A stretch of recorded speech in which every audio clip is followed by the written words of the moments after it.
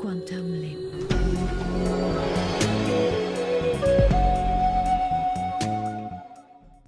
La vidéo qui va suivre a été traduite par Mediaport. Nous avons collaboré toutes les deux à la réalisation de cette vidéo pour vous offrir ces informations.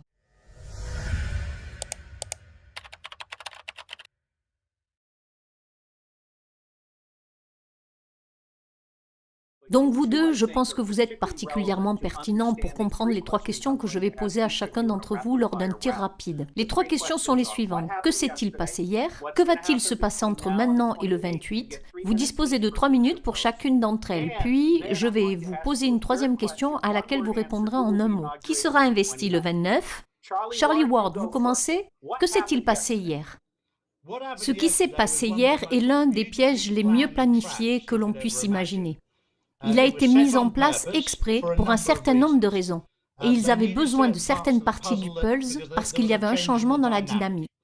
Ils savaient que la corruption avait été financée par Soros, Gates, Obama, par un certain nombre de personnes qui étaient corrompues. Ils savaient que la fondation Clinton savait ce que c'était, mais ils voulaient en fait savoir exactement d'où cela venait. Et il s'avère qu'elle venait de nul autre que le Vatican. Ils ont donc magnifiquement préparé le piège, mais ils voulaient trouver la piste. Et je suis en quelque sorte à moitié en train de voler la vedette à Simon, parce qu'il a confirmé ce que j'allais dire de toute façon. Et ce que je vais faire, c'est que je vais laisser Simon passer à cette partie, parce qu'il connaît tous les détails. Mais le piège était tendu, ils sont tombés dedans. L'autre piège qui a été mis en place hier, qui était une pêche absolue, c'est quand ils ont pris d'assaut la colline du Capitole. Quand ils y sont allés, bien sûr tous les partisans de Trump étaient pacifiques. Et ils poussaient, mais ils étaient là. Il y avait un groupe de gens d'Antifa qui sont entrés. Mais il y avait aussi un groupe de partisans très actifs de Trump.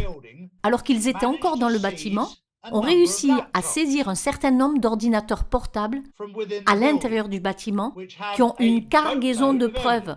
Nancy Pelosi était si pressée qu'elle a laissé le sien derrière elle. Oh! Donc il y a un Donald Trump très reconnaissant en ce moment, avec son équipe qui ont environ une douzaine d'ordinateurs portables qui ont juste été laissés sur les bureaux. C'est incroyable.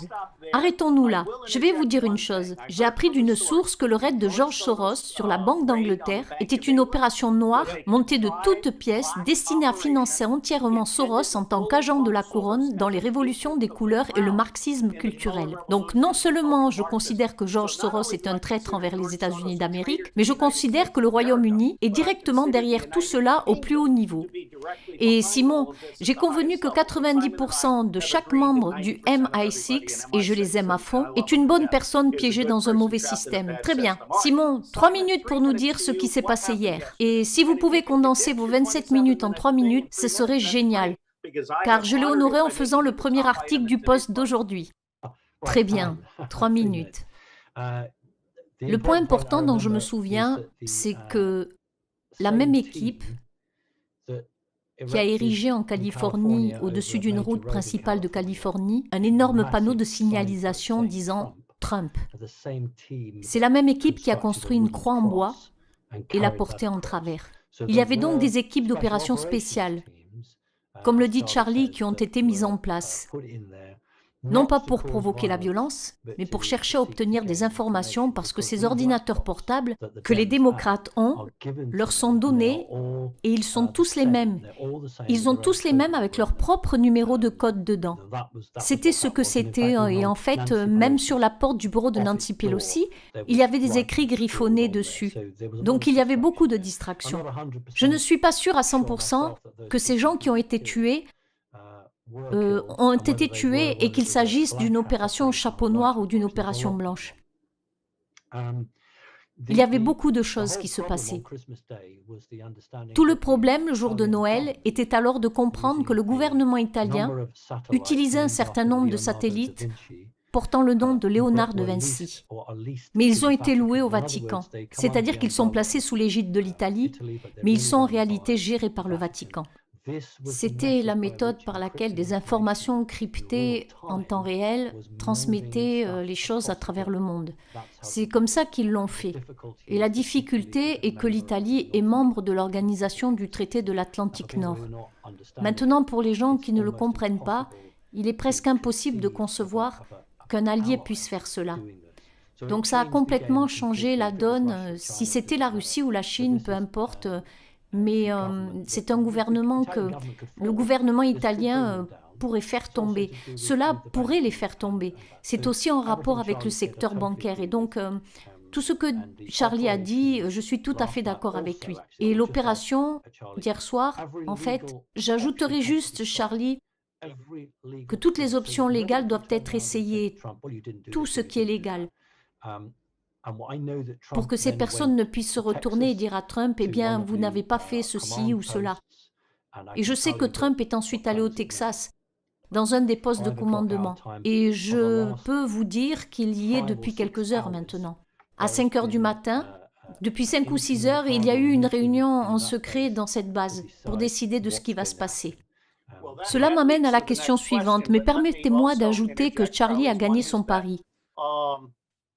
À 1 heure, j'interviewe Cynthia McKinney pour discuter du fait qu'il s'agit d'une opération secrète de NATO Gladio, entièrement financée par le Royaume-Uni, et avec la complicité de l'Allemagne et de la France.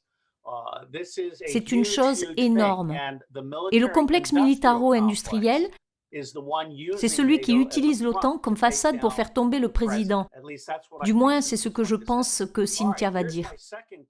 Très bien. Voici ma deuxième question. Cette fois-ci, nous allons inverser et nous demanderons à Simon de répondre en premier en 3 minutes. Que va-t-il se passer d'ici le 20 janvier?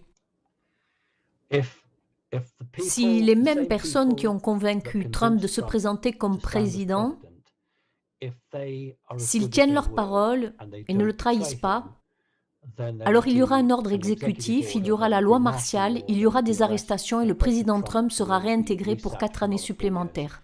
Je l'ai fait en 3 minutes. Oui, vous l'avez fait. Et je dis aux gens, laissez-moi dire à tout le monde que je vénère ces deux gars véritablement. Et vous devriez absolument les suivre et vous devriez aussi intégrer leurs photos et non leurs youtubeurs, parce que les youtubeurs vont devenir gris un jour. Le grand tournage où le PDG est mon ami personnel. Nous pourrions construire le web 3.0 autour de ce tournage si les gens cherchent un endroit pour investir de l'argent, c'est l'endroit où aller. Donc Charlie, le dernier mot vous revient. Simon qui a révélé sa réponse à ma 3e question, donc les 3 dernières minutes sont à vous et puis nous allons conclure. Eh bien, très simplement, Donald Trump a 4 as dans son sac et il a encore la plupart de ses cartes qu'il n'a pas encore jouées. Il n'a pas eu besoin de le faire. Et quand je parle des 4 races de sa meute, il a la loi sur l'insurrection, s'il en a besoin, il a l'armée. Il a aussi ce que les gens ont négligé, c'est le fait que la guerre a été déclenchée, qui est une guerre biologique. C'est un crime contre l'humanité. Il a donc beaucoup de choses qui pèsent sur les racines qu'il pourrait aller chercher. C'est pourquoi il prend du temps aujourd'hui avec son équipe pour s'entraîner, ce qui est la meilleure façon. Et il sera assis avec son équipe. Il a probablement 4, 5, 6 options d'atouts dans sa main. Et il ne sait pas très bien lequel jouer. Et il les torture. La seule chose qui sera connue du public, qui ne l'est pas encore, c'est la quantité de chantage exercé sur les politiciens qui ont été victimes de chantage avec la pédophilie et les crimes contre l'humanité. C'est quelque chose qui va sortir dans les 20 prochains jours. Dans les 20 prochains jours, parce qu'il y a des gens là-bas qui veulent probablement faire les bonnes choses, mais ils n'ont pas les couilles, faute d'un meilleur mot, pour... Permettez-moi de vous signaler que nous venons de publier le livre numéro 4 dans la série sur la pédophilie et la sodomie de l'Empire satanique dans les États profonds. Tout est gratuit en ligne sur pédoempire.org avec un tas de tags qui dénoncent les noms et le volume 4 qui a été publié aujourd'hui à dessein qui concerne l'Amérique du Nord. Oui, je n'avais jamais prévu cela de cette façon, mais c'est un des as du président. Nous allons faire un film. Permettez-moi de conclure en disant simplement que Dieu vous bénisse tous les deux. Je pense que nous avons de la chance de vous avoir dans ce monde et je suis honoré de vous connaître. Au moins, il y a 2 bonnes personnes en Angleterre. Merci. Les problèmes sont plus dans le MI6 que dans le MI5, correct. C'est mon avis. Écoutez, ça a été fantastique de vous parler à tous les deux. C'est génial. Et dites à vos amis du MI5 que je ne veux pas qu'ils accusent d'autres citoyens de meurtre. Oh, Chris Fogarty et ce qu'ils lui ont fait m'a énervé et je ne veux pas revoir ça. Mais j'aime les Anglais. Je remonte au XVIIe siècle en Angleterre. Je veux récupérer mes deux pays. Ici, tout va bien. Ok, prenez soin de vous. Bye bye. Merci de partager cette vidéo, de vous abonner à ma chaîne, d'activer la cloche, de liker. Et pour me soutenir, si vous le pouvez, il y a un lien PayPal en description sous cette vidéo.